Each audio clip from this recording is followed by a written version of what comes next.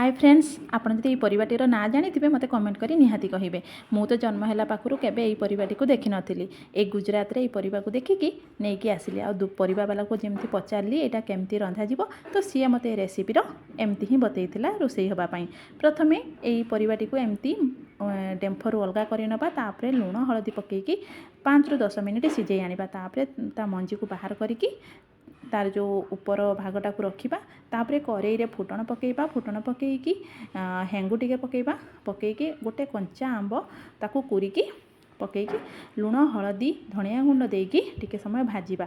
आंबटा just टिके भाजी हेई आसिले आमे सेतिरे सिझा हेइकी रहिथिबा ए परिवाटी को पकेइबा। एटा टिके भेंडी टाइप रे नालुका रकम रही थाए तो ताकू टिके समय आमे एमती हाई फ्लेम रे भाजिबा। देखंतु एमती भाबरे भाजी नबा किछि समय भाजला परे सेटा तेल छाड़िबो बास आमर प्रस्तुत हेइ जिवो तरकारी।